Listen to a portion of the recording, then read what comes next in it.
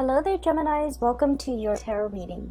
So, when I was shuffling out the spread, you have a lot of cards that jumped out and a lot of major arcana cards. So I have four major arcana cards in a 10-card spread. So that's pretty significant.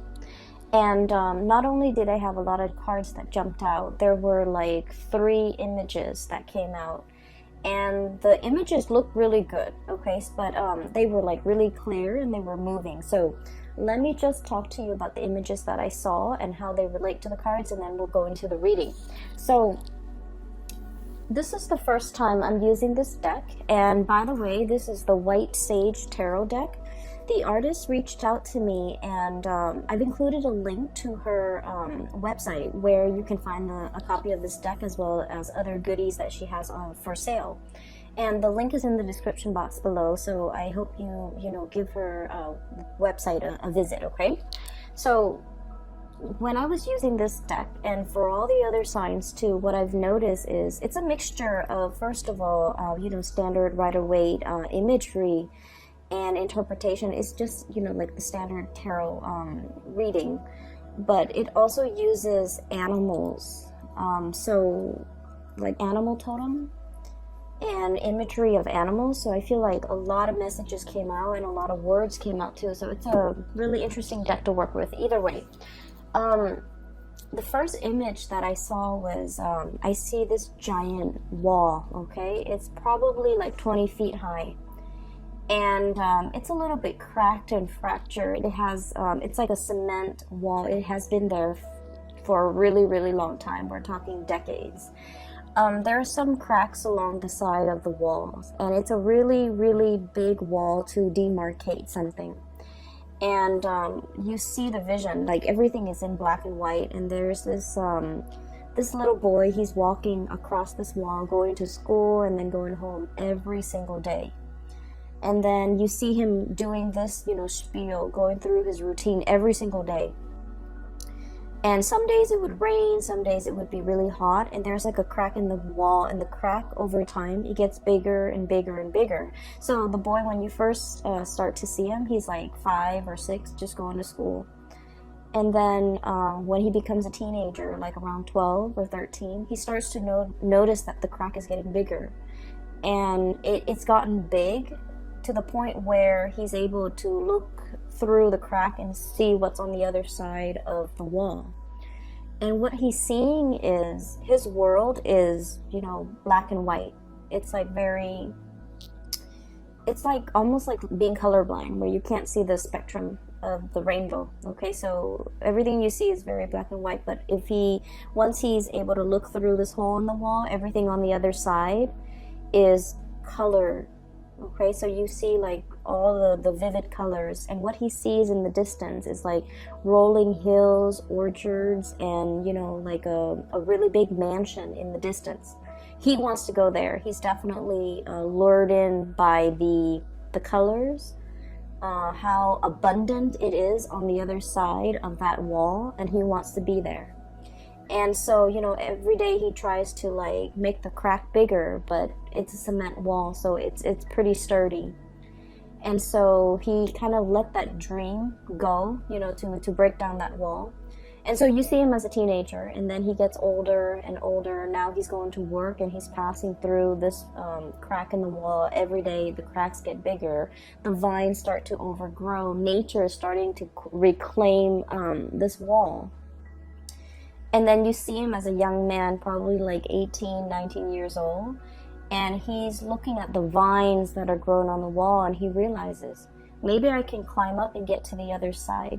And so he does. He, takes off his coat, climbs up the vines, and then it's a 20-foot wall. So he reaches the other side, jumps down, and he makes a run for the orchard and the house, the big mansion in the distance, okay?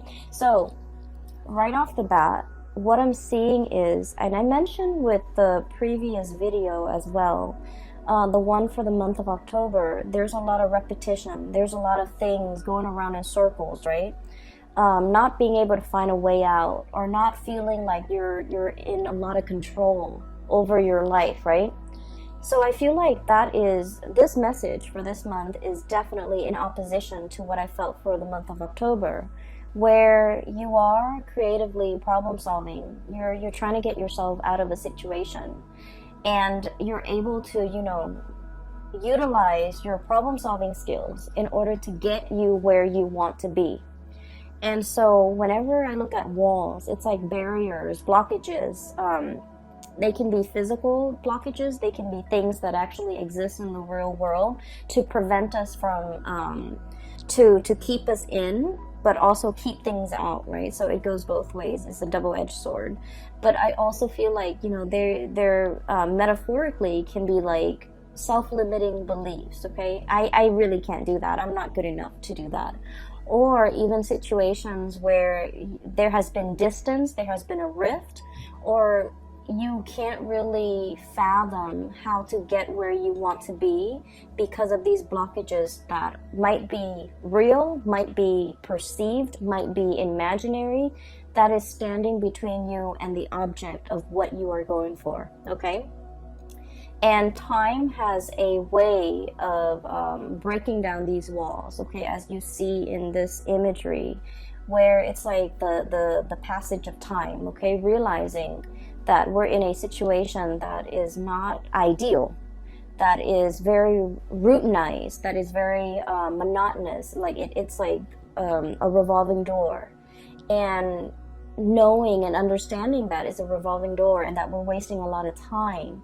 And so you're making a break for it, okay? You're utilizing your free will in order to change a situation.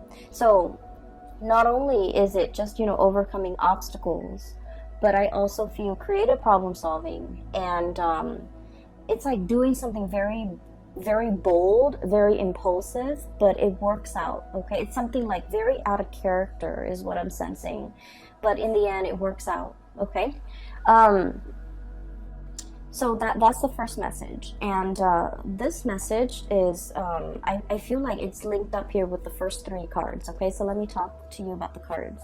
So we have the Devil. And the Devil deals with temptation, okay? So in this deck in particular, it's definitely, it's like I'm hearing payout, okay? So it's this fruit in the tree is the snake that is coiled around it. So if somebody reaches up for that fruit, it's going to get bitten, okay? So whatever it is, there's an element of allure, there's an element of temptation, and there's also a forewarning when it comes to danger, okay?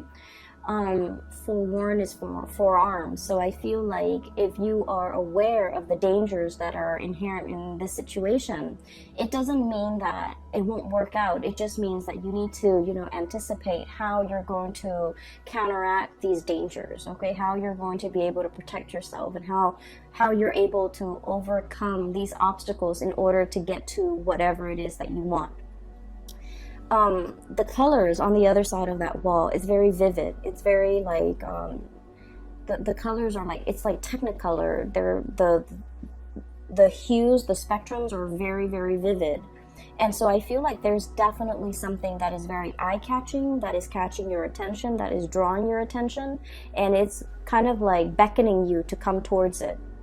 And I feel like for many of you, this is definitely career opportunities, okay? We have here Three of Pentacles. This is a situation where we can apply our skills, where we can take on more responsibilities, where we can coach other people, where other people come to us for advice, come to us for counsel, or even come to us because we are kind of like the expert in our fields, okay? So this is a card about consultation. And we're going from the Three of Pentacles to the Four of Pentacles. And the Four of Pentacles is usually like we have a finite amount of resources. And the Pentacle suit deals with, money, tangible things, assets, and things of value. So I feel like there's a major opportunity here for some of you guys to gamble, to to bet on something, to invest in something. And it's all very, very speculative, okay? So once again, when it comes to like financial speculation, okay, making like educated guesses or making smart investment, it definitely requires a lot of research. It requires a lot of preliminary, you know, background work in order for the venture to pay out. So I feel like there's a situation here and you have a finite amount of resources and you're not sure where to devote your resources. And I feel like some things are a big risk and others are very I want to say the risks are a lot lower. And so I feel like normally you guys are normally very risk adverse, okay? So I do sense like in this situation, what it like, it's like what you see is not always what you get. So I feel like there's going to be some huge payout too, okay? But once again, there are inherent dangers with speculation, right? Like we're not always 100% sure how things are going to pan out. So it's really important for you to do your research and to make sure that whatever you get yourself into, that you come prepared, okay? So I definitely feel income generating opportunities here where you're able to like multiply or even double or triple your income. And then I also feel as well the need to come into a situation very, very prepared, okay? With these two cards, what I do sense is right next to each other. The Three of Pentacles is consultation. The Four of Pentacles is holding back, okay? I feel like there's somebody here who is a little bit like, it's almost like you're not really sure if you can trust them, okay? So should you reach out and consult them, or should you, you know, like, should you offer your expertise, your skills, and your guidance, or should you hold back? So I feel like there's a situation here where things are very, very opposite. Like the energy is very opposite. There's a temptation here to either reach out, or there's a temptation to hold back. Reaching out requires a lot of work and a lot of effort. Holding back ensures that things are safe and things are very, very stable.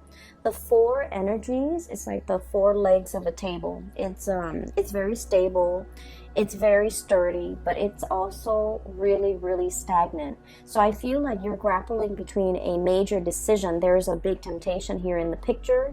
You're trying to weigh out your pros and cons. I have here, and this is the Strength card, and the Strength card is basically with this card in this deck is not the standard Rider-Waite interpretation. I feel there is that infinity symbol up there, okay? So it's like wanting to make the right decision. Not only is it like the right thing, but morally right, okay? Wanting to do the right thing, wanting to balance things out, wanting to like I feel like fix a situation or really understand all the inherent risk involved before you make a decision, okay? So you're operating from a space where you're not really making a move. You're testing the waters, you're assessing, you're scouting, or you're just trying to get a lay of the land, or trying to get like your bearing before you act, okay? So this is a card about deep contemplation, but coming from a space where you want to be responsible. You want to do not only what is right, what is expected of you, but what is also morally right, okay? So I feel like there's a situation here where Three of Pentacles, consulting, reaching out, exchanging in ideas, and, you know, opening up that channel of communication. It seems to me like it could be very, very burdensome, okay? It seems like emotions and feelings and thoughts are wound up very, very tight. And there's something here that is so neatly packaged, okay? Is wound up really, really tight.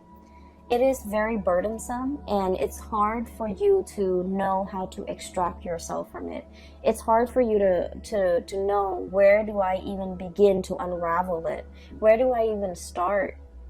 Where's the beginning, where's the middle, and where's the end? So I feel like there might have been, for some of you, a really, really complicated situation that you're trying to resolve. And you're not sure. It's like biting off more than we can chew, and then not knowing, you know, what to do, like spit it out or just, you know, swallow it. Like, I feel like it's a situation where it's like we've already gotten ourselves into it.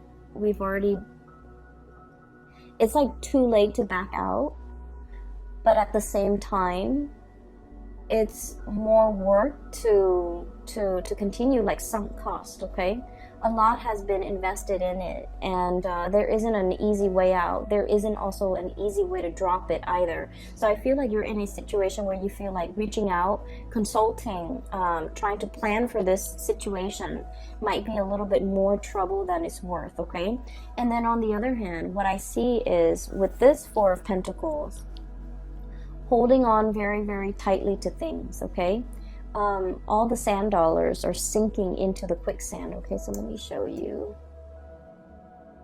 Four of Pentacles. It is very much about stability, but it's also about stagnancy, things sinking. Okay, it almost screams to me like a situation that is going downhill. We're holding on to it because it could be very comfortable. And a lot of the times I'm getting this imagery where you're kind of like,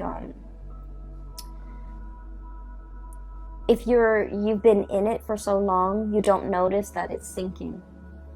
Okay, you don't notice that you're standing in quicksand. If it moves really, really, really slowly and the changes come about in such a minute way, you don't notice it until a long period of time has passed. Okay, sort of like that image that I saw, the passage of time.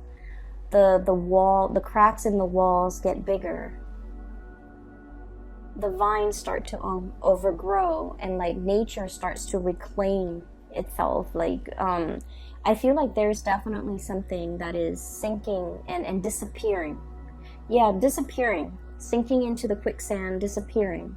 And so the more that you put off, or the longer that you put off, the more it's going to disappear. And at the end of it, all you're going to get left is not these pentacles, but just, you know, the imprint in the sand. Okay, like a disappearing act. So I definitely feel you're conflicted about a decision, and you're conflicted excuse me, about a waiting too long, taking too long, and having something kind of disappear out of sight. Okay, what we have here is the Queen of Swords, and this could be your energy, Gemini, as an air sign. This is the card of Aquarius, Gemini, and Libra. Okay, when I first saw this card, the thing that really stood out is not so much the blue eyes, but the moon in the background, the crescent moon. Okay, it seems almost like an eclipse to me. So somebody in the interim, if we're taking our time, if we're taking too long, it indicates an eclipse situation where somebody might be eclipsed out of your life, where somebody might turn very, very icy and very, very cold and very distant, and they're kind of like on the move. Okay, this is very menacing. Usually this card, you know, it's not menacing, but in this deck it's almost like somebody who's on the prowl, somebody who's a predator, an energy that's very predatory, and an energy that's of somebody who is like you know, like almost like night vision. They have such strong insights, and they can see through. It's almost like having x-ray vision.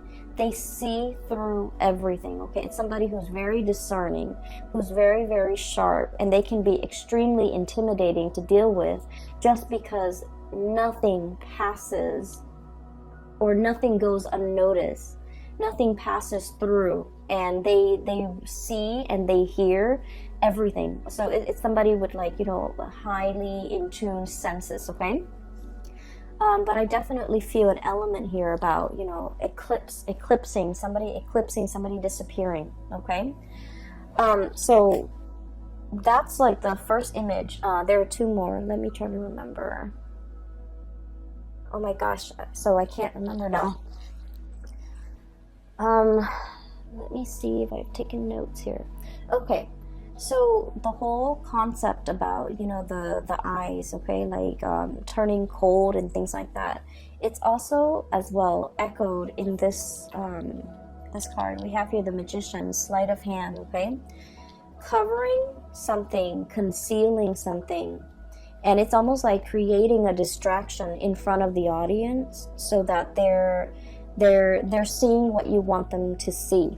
So I feel like for some of you, this could be your energy, where you're dealing with somebody who's a performer, or you feel like you're putting on a show. You feel like at work, I have to be this way. And then at home, I have to be this way. And so I almost feel like role playing, somebody who's putting on a show, or somebody who's like going through the motions and pandering to an audience. I have to be like this with this person. I have to be like that with that person. I have to be like this. And with Gemini, you guys are already like the split personality. It is really, really important for you to realize who you are on the inside. So I feel like, wearing the mask and putting on a show and the whole concept about having to perform all the time, you might feel like you're constantly under scrutiny, okay? This is like surveillance, okay? Like it gives me like a very strong performance anxiety, having to pander to people, having to keep ourselves in check, having to behave a certain way, mainly because we are being watched, we are being noticed, we are under scrutiny. And this can be as well at work, where you're just feeling as if you have to perform, you have to reach certain quotas.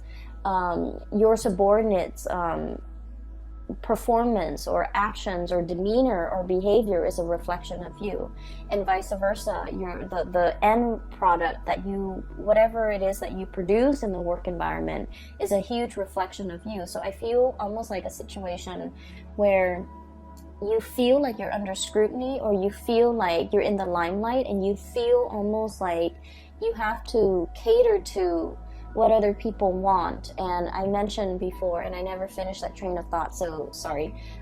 With Gemini, it's really important for you to find your center, because your energy is very bipolar already because of that twin, duality.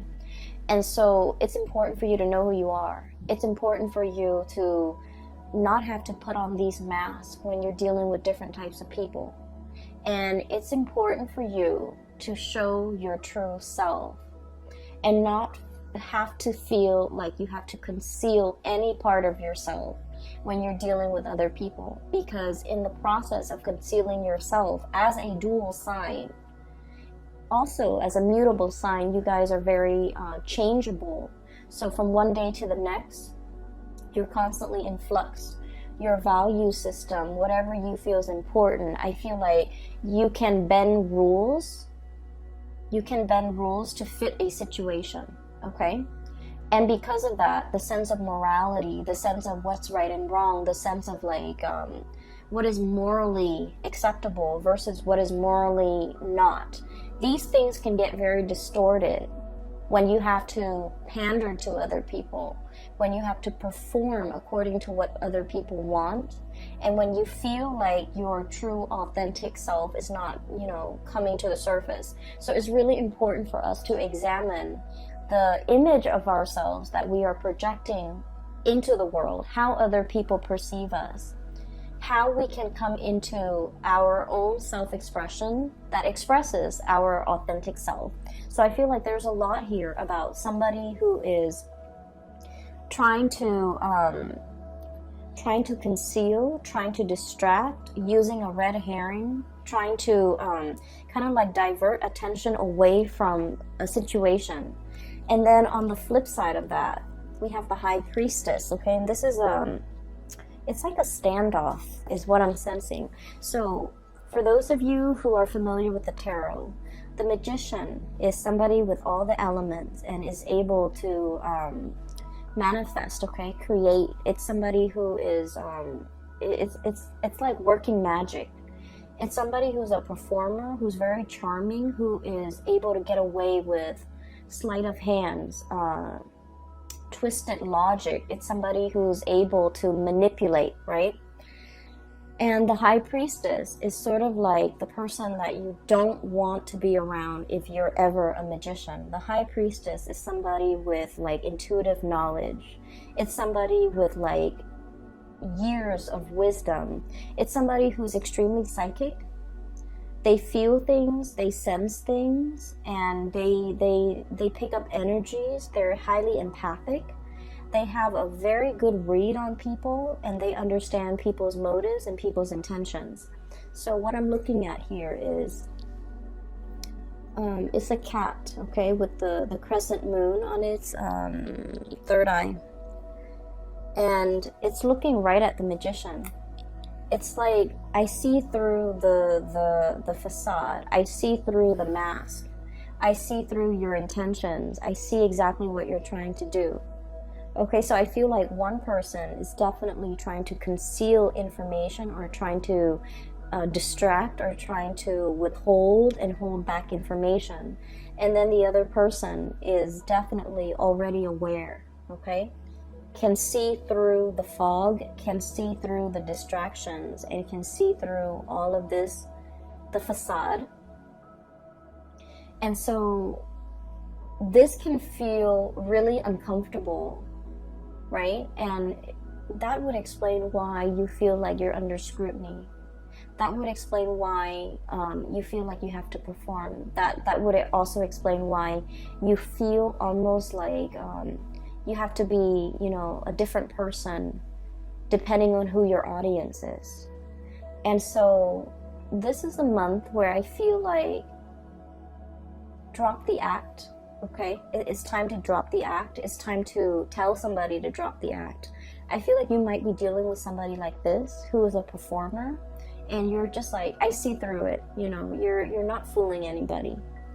And on the flip side, Geminis, because you're great performers, I feel like somebody might be saying this to you, you know, drop the act. I see through the facade and you're not fooling me. And so there's definitely a little bit of a standoff here. This energy seems a little bit intimidating, okay? Give me just a moment. That message, the image is coming back. Okay, yes, so let me just talk about it before I forget, because I don't want to forget again. So I'm seeing this, it's like a, it's a cliff, okay? It's a cliff, and there are these two cavemen. They're wearing like animal skin. They're very burly, cartoony looking. And they're on this cliff, and it drops off, right? And there's like a gully right here. And there's an animal underneath in that little ditch, okay, in that little hole. And these two cavemen are kind of like talking amongst themselves in their own little caveman language. And there's like a big boulder. So I think like one guy is saying to the other, let's drop this boulder down this hole so that it can kill that animal. And then that way we don't have to physically kill the animal, and we can still enjoy the spoil of it, right?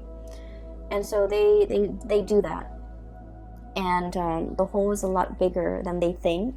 And so they drop this rock down. They think it's going to hit the animal, but the rock drops down. And then it sort of like ricochets, and it bounces off something, some like bumpy terrain, uneven terrain. And then it veers off, and it never kills that animal. So I feel like there's a situation here where it's talking about detours or like unanticipated outcomes, okay? I don't feel like it's a bad thing. I just don't feel like it's a bad thing, because when I saw the caveman, it was very cartoony. It was almost like a comic book rendition of cavemen, okay? Like just very few minimalist like brush strokes that renders a caveman. So I feel like it's not too serious, okay? It's not like the first image was very vivid. This one I feel is very cartoony, so it might not be as significant, but the message that I got from that is a detour or an unanticipated outcome. Something that you thought would be one way, and you're just like, I'm sure it's gonna work out this way. It has a different effect, okay? And what I'm seeing here is it's actually going to work in your favor, all right? So going back to this performance, I honestly feel like it might be you, Gemini, where you feel like I'm almost feeling and seeing like somebody walking around on eggshells. Somebody is like hypersensitive or hyper vigilant. Somebody who's picking up like the nonverbal cues in human interactions really well. And so if somebody's like upset, you're gonna feel very anxious, and you're gonna feel like you need to walk around on eggshells around them. And then if you're feeling like that they're sad, you might inadvertently pick up their feelings. But either way, I'm seeing like you feel like you have to watch yourself around a certain person, and it's not allowing you to be your authentic self, okay? So here's what I'm sensing. There's definitely a big decision that you are making for this month, and hence we have like, the 4 major arcana cards coming in that indicates a lot of big events are happening, and big events are kind of like, it's like things are converging, right? So what we have here is your energy as an air sign being very decisive. This animal's got, I don't know what it is. I don't know what kind of animal it is. Some type of a feline. It's got a sword on its back. So this is like gearing for battle, approaching a